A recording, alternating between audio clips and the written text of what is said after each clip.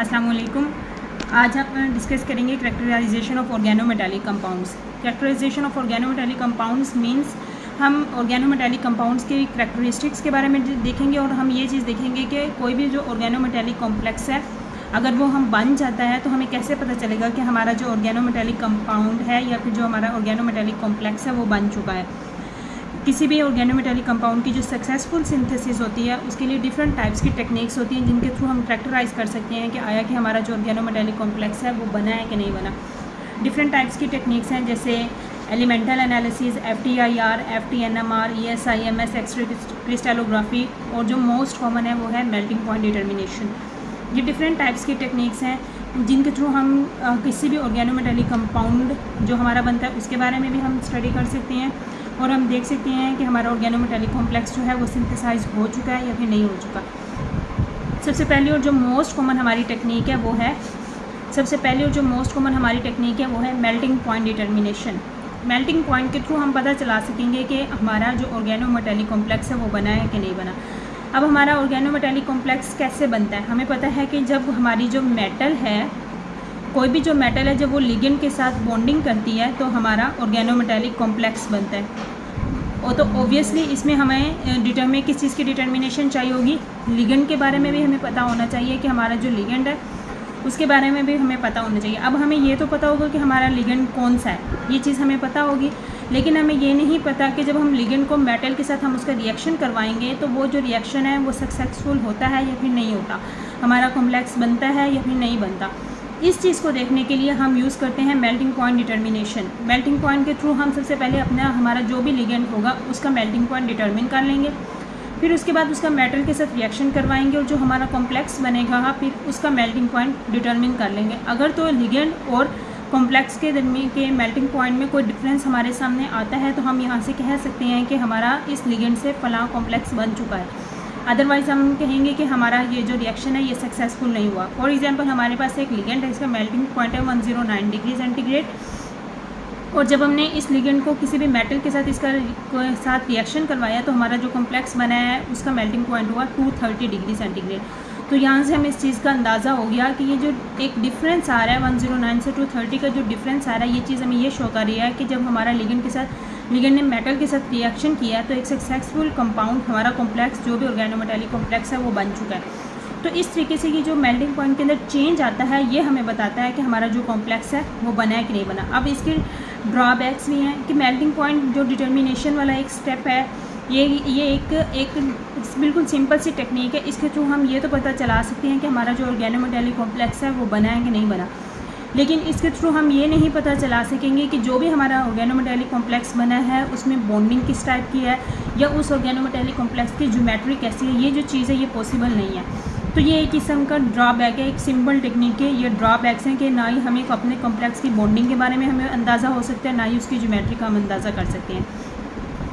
इसे जब हम नेक्स्ट मूव करते हैं तो हमारे एक पास एक और टेक्निक है जिसको हम कहते हैं एलिमेंटल एनालिसिस टेक्निक।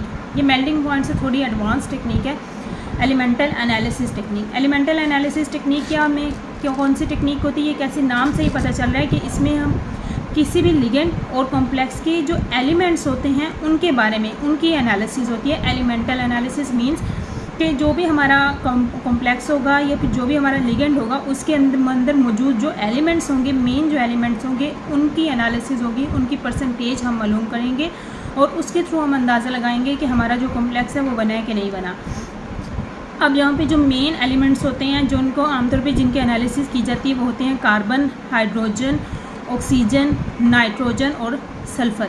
ये मेन एलिमेंट्स हैं जिनकी हम एनालिसिस करते हैं किसी भी लिगेंड में या फिर किसी भी कॉम्प्लेक्स में और हम पता चला सकते हैं कि लिगेंड से हमारा कॉम्प्लेक्स बना है या फिर नहीं बना। अब हम कहते हैं कि हमारे पास एक लिगेंड है,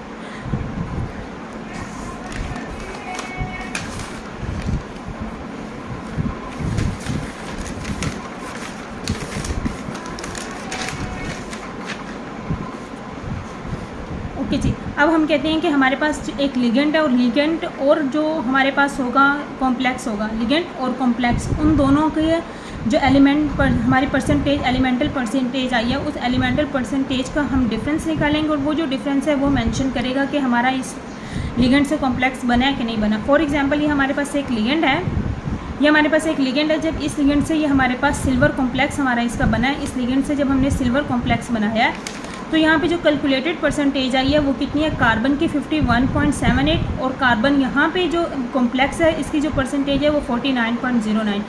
सिमिलरली लिगेंड में हाइड्रोजन की जो परसेंटेज है वो 5.93 है और जो हाइड्रोजन कॉम्प्लेक्स में है उसकी परसेंटेज 5.62 है। इसी तरीके से नाइट्रोजन की जो परसेंटेज है वो 10.98 और कॉम्प्लेक्स में नाइट्रोजन की परसेंटेज है 10.41। तो यहाँ से ये जो डिफरेंस शो हो रहा है, ये डिफरेंस हमें बता रहा है कि हमारा जो लिगेंड है इस लिगेंड से ये जो कॉम्प्लेक्स है ये बन चुका है। अगर हमारे लिगेंड जो है हमने इसकी परसेंटेज कैलकुलेट कर ली, इसकी कैलकुलेट करने के बाद दोबारा से हमने इस लिगेंड का मेटल के साथ रिएक्शन करवाया और मेटल के साथ रिएक्शन करवाने के बाद दोबारा हमने जब परसेंटेज कैलकुलेट करते और हमारे दोबारा से परसेंटेज कैलकुलेट करने के बाद हमारी दोबारा से ये जो वैल्यूज़ हैं ये सेम ये वाली आ जाती है 51.78, ये वाली सारी वैल्यूज़ आ जाती है। तो हम कह सकते थे कि हमारा जो लिगेंड है इससे कॉम्प्लेक्स नहीं बना।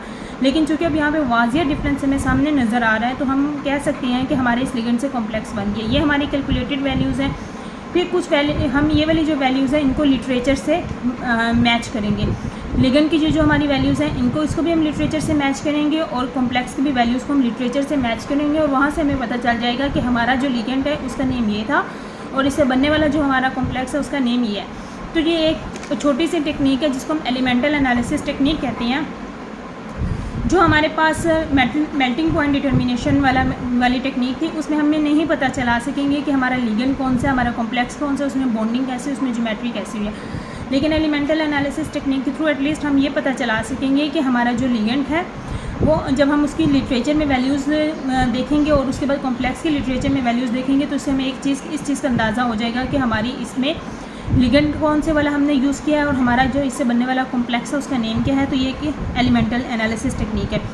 एलिमेंटल एनालिसिस टेक्निक का एक फ़ायदा ये है कि यहाँ पे हमें मेल्टिंग पॉइंट डिटर्मिनेशन के ऑपोजिट यहाँ पे एलिमेंटल एनालिसिस टेक्निक में हमें जो सैम्पल है वो बहुत ही मिनिमम अमाउंट में रिक्वायर्ड है। बहुत ही मिनिमम अमाउंट में हम एलिमेंटल एनालिसिस टेक्निक के थ्रू अपने कॉम्प्लेक्स और लिगेंड के बारे में हम पता चला सकते हैं। एक और चीज़ यहाँ पे कि ये जो एलिमेंटल एनालिसिस टेक्निक है ये हमारे पास, हम इस टेक्निक में सबसे पहले हमने क्या करना होता है कि हमारा जो सैंपल होता है उसको बर्न करना होता है। इसको हम कंबस्शन एनालिसिस भी कहते हैं। कि एलिमेंटल एनालिसिस का जो मेथड है या ये जो टेक्निक है इसको जब हम अडोप्ट अगर हमने करना है तो इसको अडोप्ट करने के लिए सबसे पहले क्या है कि हमारा जो सैंपल है हमने उसे बर्न करना होगा। बर्न करने के बाद वहाँ से हमने कार्बन, हाइड्रोजन और ऑक्सीजन को हमारे पास सेपरेट आएंगे और फिर वहाँ से हम इनकी परसेंटेज को मालूम कर सकेंगे। तो ये एक एलिमेंटल एनालिसिस टेक्निक थी। इसके बाद जो हमारे पास नेक्स्ट टेक्निक है वो है फोरियर ट्रांसफॉर्मेशन इंफ्रारेड स्पेक्ट्रोस्कोपी। इसको हम FTIR भी कहते होते हैं, Fourier transform infrared spectroscopic technique. अब ये जो टेक्निक है ये पिछली जो दो टेक्निक्स हमने देखी हैं, एलिमेंटल एनालिसिस टेक्निक और मेल्टिंग पॉइंट डिटर्मिनेशन टेक्निक, उन दोनों टेक्निक्स से ये थोड़ी एडवांस टेक्निक है। इस टेक्निक में क्या होता है कि FTIR के थ्रू हम किसी भी लिगेंड और कॉम्प्लेक्स की बॉन्डिंग का जो है उसके बाद का अंदाज़ा हम लगा सकते हैं। अब नाम से पता चल रहा है कि IR स्पेक्ट्रोस्कोपी, ओबियसली जो भी स्पेक्ट्रोस्कोपिक टेक्निक्स होती है वो हमें वाइब्रेशनल बैंड्स देगी। एक हमारे पास स्पेक्ट्रा आ जाता है, उस स्पेक्ट्रा में एक बैंड्स होते हैं, वाइब्रेशनल बैंड्स। उन वाइब्रेशनल बैंड्स के थ्रू हम अंदाज़ा लगा सकेंगे कि हमारा जो कॉम्प्लेक्स है और जो लिगेंड है उसमें क्या डिफरेंस है। और वो जो वाइब्रेशनल बैंड्स होते हैं वहीं से ही हम पता चलाएंगे कि हमारा लिगेंड और कॉम्प्लेक्स बना है, लिगेंड से कॉम्प्लेक्स बना है या नहीं बना। सेकेंड चीज़ कि ये जो लिगेंड्स हैं जो है FTIR जो स्पेक्ट्रोस्कोपिक टेक्निक है ये हमें बताती है कि लिगेंड और जो हमारा कॉम्प्लेक्स है उसके दरमियान बॉन्डिंग किस टाइप की है। सबसे पहले हम फॉर एग्जांपल हम कहते हैं कि यहाँ पे हम FTIR स्पेक्ट्रोस्कोपिक में हम कहते हैं कि एक एग्जांपल लेते हैं, हम कहते हैं कि हमारा जो लिगेंड है वो हमारा लिगेंड है 20 बेंजीइमिडाज़ोलियम साल्ट। 20 बेंजीइमिडाज़ोलियम साल्ट, ये इसको हम कहते हैं कि इसके पास 3 लिगेंड्स होती हैं। 3 लिगेंड्स कैसे होती हैं कि ये जो 20 बेंजीइमिडाज़ोलियम है जब ये किसी भी मेटल के साथ कॉम्प्लेक्स बनाता है तो ये 3 किस टाइप्स के जो लिगेंड्स हैं वो डोनेट करते हैं, इसको हम 3 लिगेंड्स भी कहते होते हैं।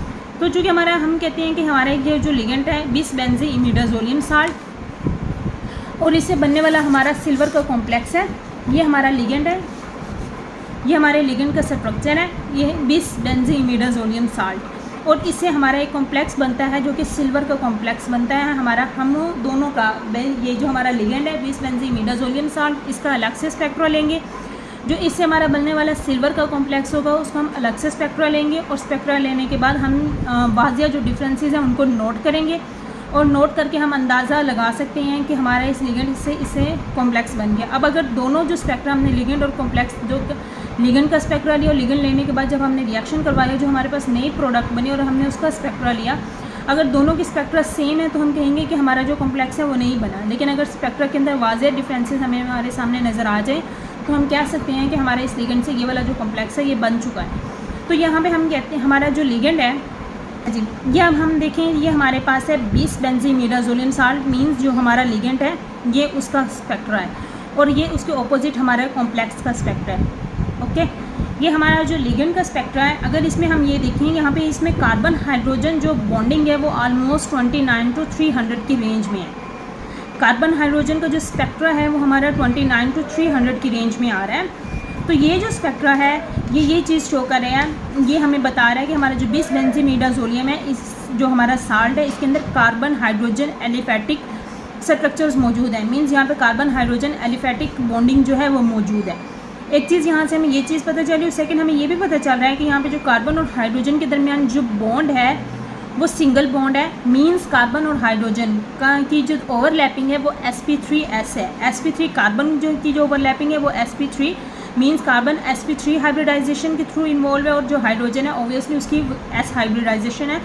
तो ये sp3s हाइब्रिडाइजेशन के थ्रू 20 बेंजीमिडाज़ोलियम साल्ट में इन्वॉल्व है। सेकेंड चीज़ यहाँ पे जो मेन डिफरेंस हमें नज़र आ रहा है, एक हमें डिफरेंस ये हमें ये नज़र आया, दूसरा जो मेन हमारे पास पीक्स आए वो यहाँ पे हमारे पास हैं कार्बन नाइट्रोजन की हमारे पास जो पीक्स हैं 20 बेंजीमिडाज़ोलियम साल्ट में, और ये ऑलमोस्ट 13 to 1500 की रेंज में है।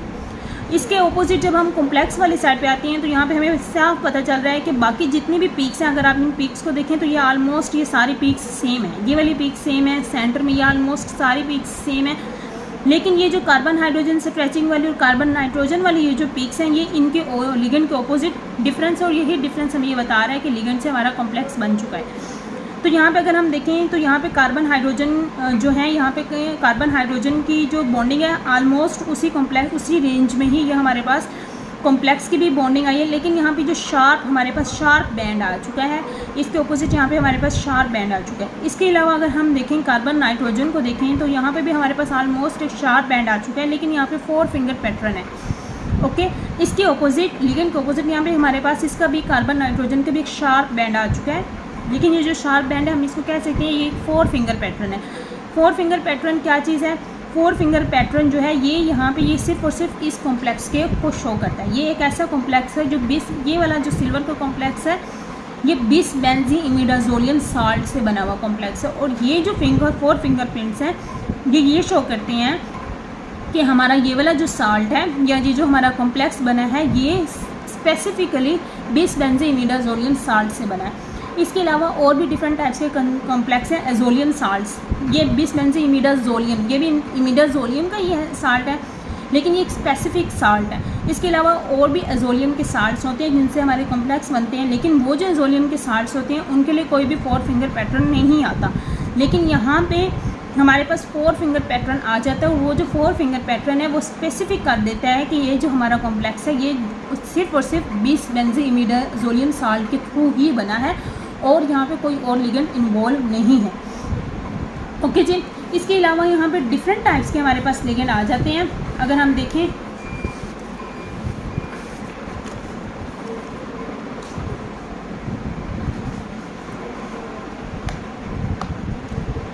ये, इसके बाद अलावा हमारे पास ये डिफरेंट टाइप्स के लिगेंड्स आ जाते हैं, और इन लिगेंड से बनने वाले ये डिफरेंट हमारे पास कॉम्प्लेक्स हैं। जैसे हमारे पास एक लिगेंड है उसका नेम है L5 से बनने वाला जो हमारे पास कॉम्प्लेक्स है वो है C5, मींस ये उन्होंने डिफरेंट टाइप्स की नेमिंग दी हुई हैं, तो हम इनको हम ये नहीं कह सकते कि ये L5 है ये C5, हम इसको सिंपली लिगेंड और कॉम्प्लेक्स भी कह सकते हैं कि ये लिगेंड है और इससे बनने वाला ये कॉम्प्लेक्स है। तो ये जो लिगेंड से बनने वाले कॉम्प्लेक्स हैं इनको भी हम जब हम IR स्पेक्ट्रा के थ्रू डिस्कस करते हैं, तो IR स्पेक्ट्रा के थ्रू जब हम इनको डिस्कस करेंगे तो वहाँ से हम देख सकेंगे कि हमारा जो लिगेंड है उससे कॉम्प्लेक्स बना है या फिर नहीं बना। फॉर एग्ज़ाम्पल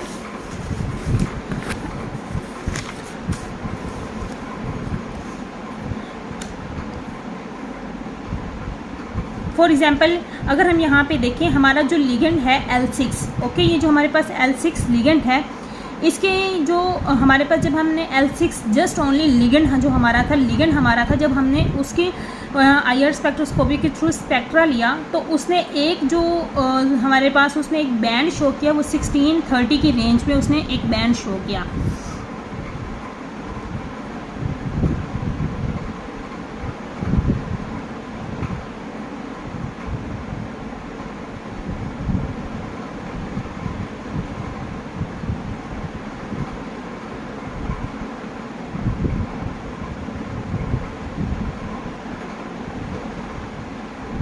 ओके, तो हमारा जो लिगेंड था, एक हमारे पास लिगेंड, उसको उन्होंने नेमिंग दी हुई है L6 की, तो उस लिगेंड ने जो बैंड है वो 1630 पे शो किया। लेकिन जब हमने इस लिगेंड को कॉम्प्लेक्स बनाया, कॉम्प्लेक्स बनाने के बाद उसने जो बेंडिंग शो की वो शो की उसने 50 पर सेंटीमीटर पे।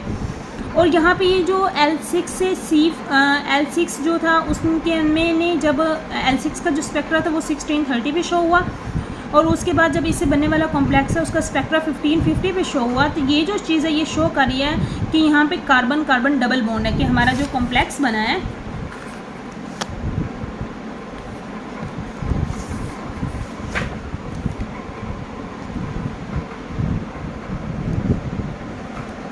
ये चीज़ शो कर रही है कि ये जो हमारा कॉम्प्लेक्स बना है इसमें carbon carbon double bond, means जो हमारी मेटल है, metal carbon carbon double bond के साथ इस तरीके से अटैच है। तो ये जो चीज़ है ये हमें यहाँ पे इस चीज़ को शो कर रहा है स्पेक्ट्रा के अंदर, ये चीज़ हमारा डिफरेंस है, और स्पेक्ट्रा में ये जो चीज़ है ये हमारा डिफरेंस है, और यही जो डिफरेंस है हमें बताता है कि कॉम्प्लेक्स लिगेंड से कॉम्प्लेक्स बना या फिर नहीं बना। इसके बाद हम अगर आगे नेक्स्ट मूव करें तो इसी तरीके से हमारे पास एक और लिगेंड है जिसको हमने L7 नेम दिया हुआ है। L7 जो था, जब वो सिर्फ लिगेंड का स्पेक्ट्रा लिया गया तो उसने 1642 पे स्पेक्ट्रा जो है वो अपना एक पीक शो की 1642 पे। लेकिन जब हमने उसका कॉम्प्लेक्स देखा तो कॉम्प्लेक्स में बनने के बाद लिगेंड ने जब कॉम्प्लेक्स बनाया, और कॉम्प्लेक्स बनने के बाद जो स्पेक्ट्रा है उस स्पेक्ट्रा की जो पीक है वो 1533 पे आ गई। क्यों? क्योंकि यहाँ पे भी कार्बन कार्बन स्ट्रेचिंग फ्रीक्वेंसी थी कि जो हमारे पास कॉम्प्लेक्स है, कॉम्प्लेक्स में मौजूद जो मेटल थी उसने कार्बन कार्बन डबल बॉन्ड के साथ बॉन्डिंग की, दैट्स वाई यहाँ पे डिक्रीज़ इन फ्रीक्वेंसी आ गया। इसके बाद नेक्स्ट अगर हमें मूव करें, और ये जो डिक्रीज़ इन फ्रीक्वेंसी आता है या फिर पीक का मूव कर जाना, हायर टू लोअर वैल्यूज़ की तरफ मूव कर जाना, ये चीज़ शो कर रहा है कि हमारा जो न्यू कंपाउंड है वो बन चुका है, हमारा लिगेंड से न्यू कंपाउंड बन चुका है। इसके बाद अगर हम नेक्स्ट देखें, हमारे पास है एक और लिगेंड है जिसको हमने नेम दिया हुआ है L5, और इससे बनने वाला जो कॉम्प्लेक्स है वो हमारे पास है C5। अगर हम देखें तो IR, इसकी लिगेंड की जो IR स्ट्रेचिंग फ्रीक्वेंसी है वो कहाँ पे 1634 पे। यहाँ पे ये देखें कि जो लिगेंड की स्ट्रेचिंग फ्रीक्वेंसी है वो 1634 पे है। ये हमारे पास लिगेंड का कॉम्प्लेक्स है, लिगेंड की जो स्ट्रेचिंग फ्रीक्वेंसी है वो कहाँ पे है 1634 पे, और यही वाली जो स्ट्रेचिंग फ्रीक्वेंसी है ये मूव करके कहाँ पे आ गई 1524 पे, जब हमारा यहाँ से बना है कॉम्प्लेक्स। तो यहाँ पे ये जो चीज़ है ये क्या शो करी है कि हमारा जो लिगेंड है इससे कॉम्प्लेक्स बन गया। सिमिलरली जब हम आते हैं एक और हमारा जो लिगेंड, एक और हमारे पास लिगेंड है जिसको हमने L8 का नाम दिया हुआ है। तो जो ये जो L8 है, जब इससे मैंने C8 कॉम्प्लेक्स बनेगा तो ओबियसली यहाँ पे भी स्ट्रेचिंग फ्रीक्वेंसी में डिफरेंस आ जाएगा। जैसे हमारा लिगेंड है उसकी स्ट्रेचिंग फ्रीक्वेंसी कहाँ पे शो हुआ है 1638 पे हमारे पास एक स्ट्रेचिंग फ्रीक्वेंसी शो हो रही है। लेकिन जैसे ही ये जो 1638 पे जो स्ट्रेचिंग फ्रीक्वेंसी है ये जब कॉम्प्लेक्स बनेगा तो ये जो स्ट्रेचिंग फ्रीक्वेंसी है ये कहाँ पे मूव कर जाएगी 1511 पे मूव कर जाएगी, ये 1511 पे मूव कर गई। सिमिलरली हमारे पास एक और पीक है, ये जो हमारे पास पीक्स हैं ये शो करी हैं यहाँ पे कार्बन कार्बन डबल बॉन्ड को डोनेट करनी है, कि ये वाली जो स्ट्रेचिंग फ्रीक्वेंसीज है ये कार्बन कार्बन डबल बॉन्ड को डिनोट करनी है। लेकिन इसके साथ साथ यहाँ पे एक और हमारे पास पीक आ रही है 1726 से 1720 पे, और सिमिलरली यहाँ पे L5 में एक पीक थी वो 1730 से 1710 पे हमें नज़र आ रही है। ये जो हमारे पास पीक है ये कार्बोनाइल ग्रुप्स को शो करी है कि यहाँ पे C5 जो हमारे पास है और जो हमारे पास C8 है, इसमें ये जो कार्बोनाइल ग्रुप का मौजूद होना ये उस चीज़ को शो कर रही है। एक चीज़ अगर हम यहाँ पे देखें कि यहाँ पे जितने भी हमने कॉम्प्लेक्सेस को देखा है, जितने भी हमने लिगेंड्स और कॉम्प्लेक्स की वैल्यूज़ देखी है, सब में एक ही चीज़ कॉमन हमें नज़र आ रही है, और वो ये है कि वैल्यूज़ जो लिगेंड है उसकी स्ट्रेचिंग फ्रीक्वेंसी की वैल्यूज़ ज़्यादा होती है, लेकिन जैसे ही कॉम्प्लेक्स बनता है स्ट्रेचिंग फ्रीक्वेंसी की जो वैल्यू है वो कम से कम हो जाती है।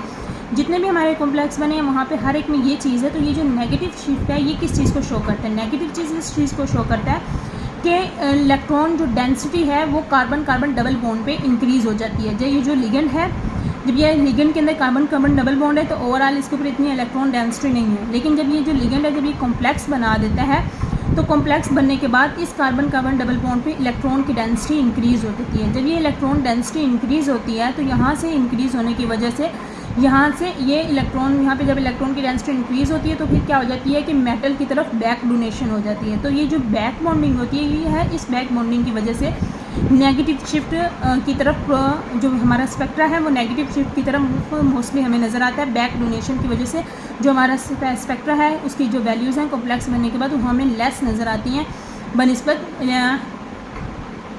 लिगेंड के। तो ये हमारे पास डिफरेंट टाइप्स की थोड़ी सी टेक्निक्स थी, जैसे melting point determination, elemental analysis, और हमारे पास जैसे FTI आती हैं। डिफरेंट टाइप्स की टेक्निक्स हैं जिनके थ्रू हमने अंदाज़ा लगाया है कि हमारा जो कॉम्प्लेक्स है और जो लिगेंड है वो लिगेंड से कॉम्प्लेक्स बनता है, नहीं बनता, कब बनता है, इस चीज़ का हमें पता चला सकते हैं। इंशाल्लाह नेक्स्ट वीडियो में हम फर्दर टेक्निक्स को डिस्कस करेंगे।